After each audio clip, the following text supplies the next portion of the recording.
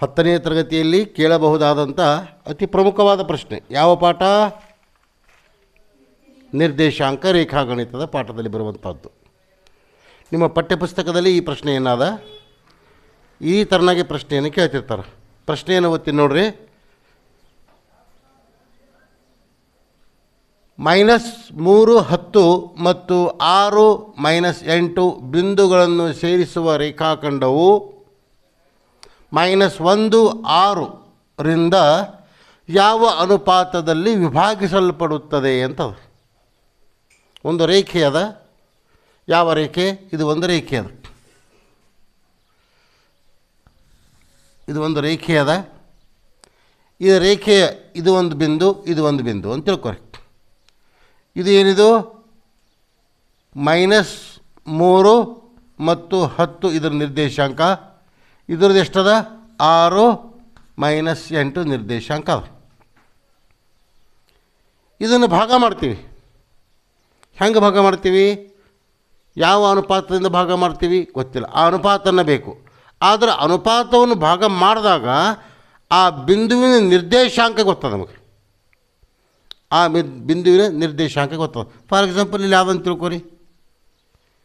ಈ ಬಿಂದುವಿನ ನಿರ್ದೇಶಾಂಕ ಎಷ್ಟು?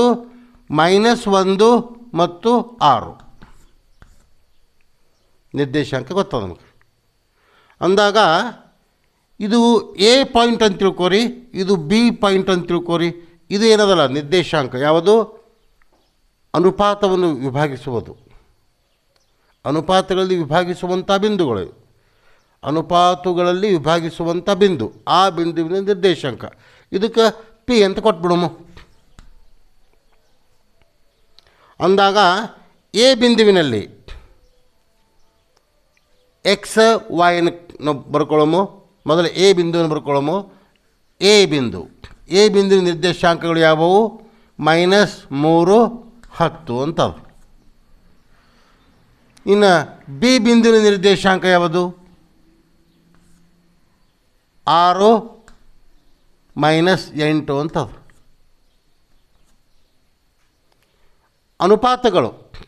ಅನುಪಾತಗಳಲ್ಲಿ ವಿಭಾಗಿಸುವಂಥ ನಿರ್ದೇಶಾಂಕ. ಅನುಪಾತ ಅಂದರೆ ಯಾವುದು? ಇದು ಪಿ. ಇದರ ನಿರ್ದೇಶಾಂಕ -1 6 ಅಂತ. ಮೊದಲು ಇದನ್ನು ನಾವು ಅರ್ಥ ಮಾಡ್ಕೋಬೇಕು. ಅಂದಾಗ ಇದು ಏನಾಯಿತು? x1, ಇದು x2, ಇದು y1, ಇದು y2 ಆಯಿತು. ಇದು ಅನುಪಾತದಲ್ಲಿ ವಿಭಾಗಿಸುವ ಬಿಂದು ಅಲ್ಲ. ಹೀಗಾಗಿ ಇದು m1, ಇದು m2 ಆಯಿತು. ಆಗಲಿಲ್ಲ ಸಾರಿ, m1 m2 ಆಗಲಿಲ್ಲ. ಹೌದೌದು, ಅನುಪಾತದಲ್ಲಿ ವಿಭಾಗಿಸುವ ಬಿಂದು ಅಂತ ಕೇಳ್ಯಾರ.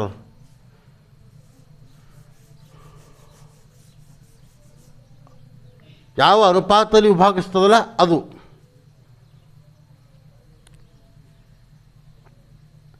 ಅಂದಾಗ ಇದು ಪಿ. ಇದರ ನಿರ್ದೇಶಾಂಕ ಯಾವುದು? ಇದು ಓನ್ಲಿ ಎಕ್ಸ್ ಮತ್ತು ವಾಯ್ನ ಅಷ್ಟೇ ಕೊಟ್ಬಿಡೋಣ. ಇದು ಎಕ್ಸ ವಾಯ್ ಅಷ್ಟೇ ಕೊಟ್ಬಿಡೋಣ. ಅಂದರೆ ಪಿ ಆಫ್ ಎಕ್ಸ್ ವಾಯ್ ಅಂತ ಆಯ್ತದೆ. ಅಂದಾಗ ನಮ್ಮದೊಂದು ರೂಲವನ್ನು ಹಾಕೊಳ್ಳೋಮು, ಸೂತ್ರವನ್ನು ಹಾಕೊಳ್ಳೋಮು. ಸೂತ್ರ ಯಾವುದು ನೋಡ್ರಿ?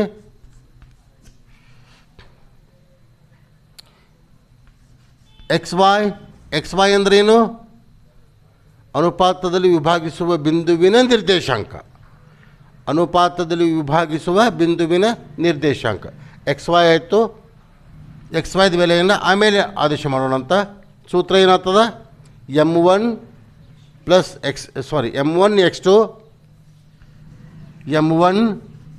x2 ಪ್ಲಸ್ m2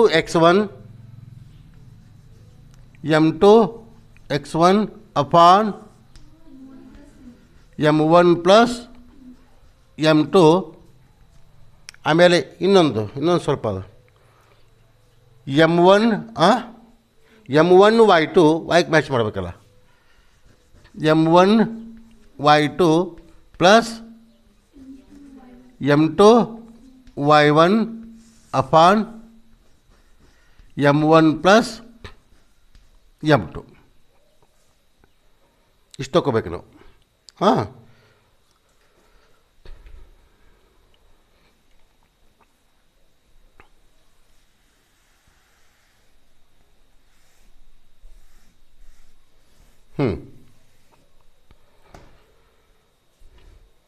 ಆದೇಶ ಮಾಡೋಣ ಇದಕ್ಕೆ. x1 y1 ಅಂದರೆ ಏನು? -1 6 ಎಷ್ಟು?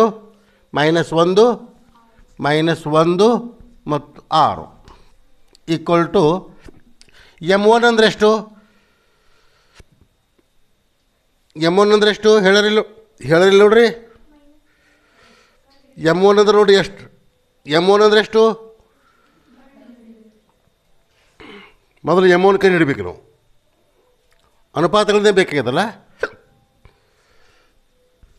m1 ಇಂಟು x2 ಅಂದರೆ ಎಷ್ಟು? 6 ಪ್ಲಸ್ m2 ಅಂದರೆ ಎಷ್ಟು ಗೊತ್ತಿಲ್ಲ.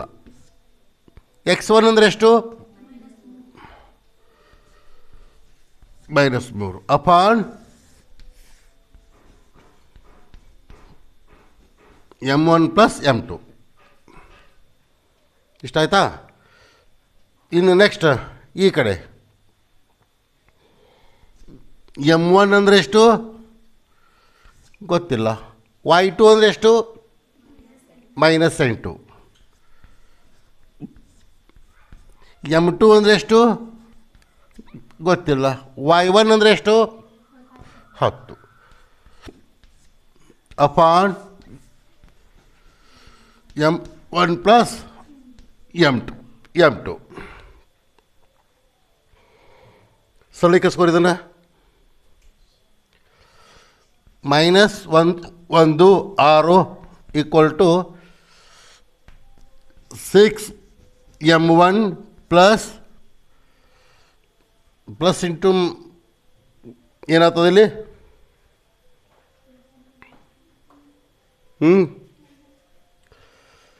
-3m2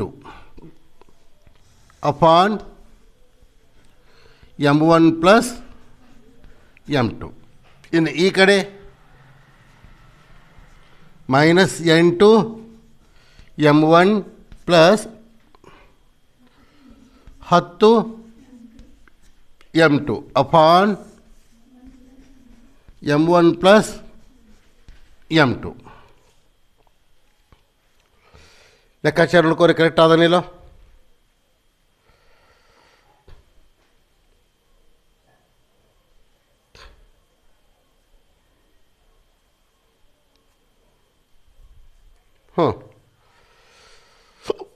ಇನ್ನೊಂದು ಸಲ ಕ್ಲಿಯರ್ ಮಾಡ್ಕೊಳಮ್ಮ ಬೇಡ?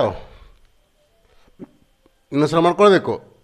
ಚಿನ್ನ ಡಬಲ್ ಬಂದಾವಲ್ಲ, ಹೌದಲ್ಲ? ಅಂದಾಗ -1 ಮತ್ತು 6ಕ್ಕೆ ಏನು ಈಕ್ವಲ್ ಆಯಿತು?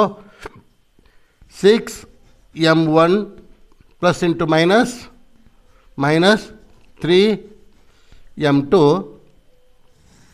Upon m1 plus m2. -8m1 plus 10m2 upon m1 plus m2. ಇನ್ನೇನಾಯ್ತು ನೋಡ್ರಿ? -1ಕ್ಕೆ ಇದು ಈಕ್ವಲ್ ಆಯಿತು, 6ಕ್ಕೆ ಇದನ್ನು ಈಕ್ವಲ್ ಮಾಡ್ಕೋಬೇಕು ನಾವು. ಅಂದ್ರಾಗ ಇದು ಎಕ್ಸ್ ಬೆಲೆಗಳು ಇವು ವಾಯ್ದ ಬೆಲೆ ಅಂತ ಆಗ್ತವೆ. ಆದ್ದರಿಂದ -1 equal to 6m1 -3m2 upon m1 plus m2. ಅದೇ ಪ್ರಕಾರ 6ಕ್ಕೆ ಆ 6 ಅನ್ನೋದು ವಾಯ್ಗೆ ಸಂಬಂಧಪಡ್ತದೆ, ಅದಕ್ಕೆ ವಾಯ್ಗೆ ಮ್ಯಾಚ್ ಮಾಡ್ತೀನಿ. ಅಂದಾಗ 6 equal to -8m1 plus 10m2 upon m1 plus m2 plus ಆಯಿತು. ಈಗೇನು ಮಾಡಬೇಕು ನಾವು m1 ಮತ್ತು m1 ಅನುಪಾತ m2 ಅದ್ರ ಬೇಕಾಗ್ಯದಲ್ಲ ನಮಗೆ. ನಾವೇನು ಮಾಡಬೇಕು, ಇದನ್ನು ಈ ಕಡೆ ಸರಿಸೋಣ. ಅದನ್ನು ಆ ಕಡೆ ಸರಿಸಿದಾಗ ಏನಾಗ್ತದೆ, ಸ್ವಲ್ಪ ಬೋರ್ಡ್ ಕ್ಲೀನ್ ಮಾಡ್ಕೊಂಡು ಕಂಟಿನ್ಯೂ ಮಾಡೋಣ ಅಂತ.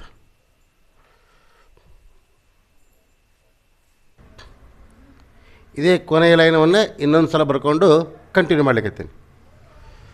ಇದು -m1 into m1 plus m2 equal to 6. ಏನು ಉಳಿತಿಲ್ಲಿ, 6m1 ಪ್ಲಸ್ ಮೈನಸ್ 3m2 ಉಳಿತು. ಕೆಳಗಡೆ ಏನಿರ್ಲಿಕ್ಕಂದ್ರೆ ಒಂದು ಇರ್ತದೆ, ಅದು ಒಂದು ಈ ಕಡೆ ಬಂದದ ಅಂತ ತಿಳ್ಕೊರಿ. 1ರಿಂದ ಗುಣಾಕಾರ ಮಾಡಿದಾಗ ಇಷ್ಟೇ ಬರ್ತದೆ, ಹೀಗಾಗಿ ನಾನು ಅದನ್ನು ಮಾಡಿಲ್ಲ. ಈ -1ರಿಂದ ಇದಕ್ಕೆ ಮಲ್ಟಿಪ್ಲಿಕೇಶನ್ ಮಾಡಿರಿ.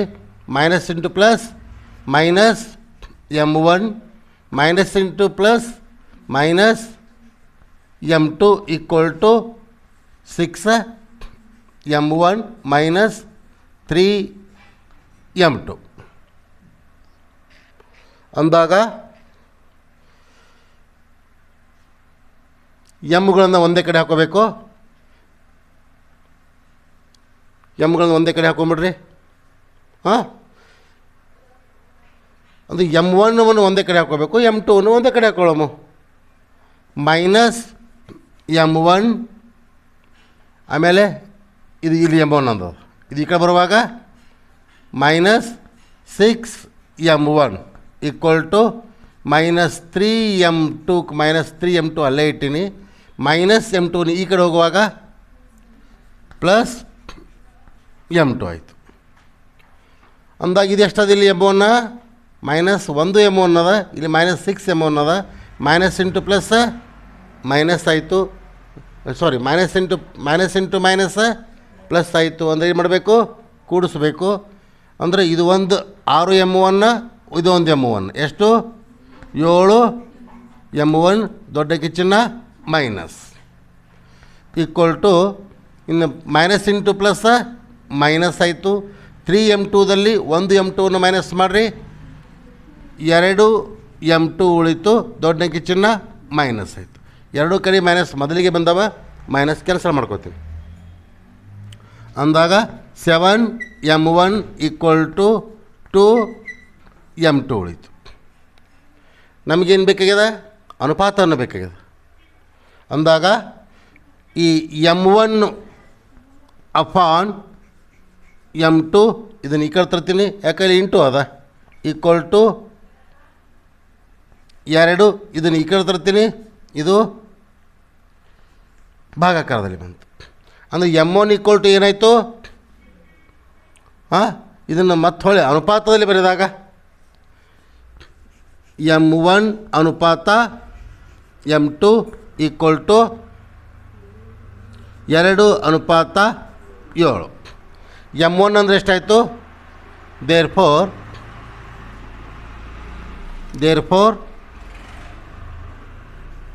m1 ಈಕ್ವಲ್ ಟು ಎಷ್ಟಾಯಿತು, 2 ಆಯಿತು. There four m2 equal to 7 ಆಯಿತು. ಅಂದಾಗ ಯಾವ ಅನುಪಾತದಲ್ಲಿ ವಿಭಾಗ ಮಾಡ್ತದ, ಹಾಂ, ಅನುಪಾತ ಎಷ್ಟು,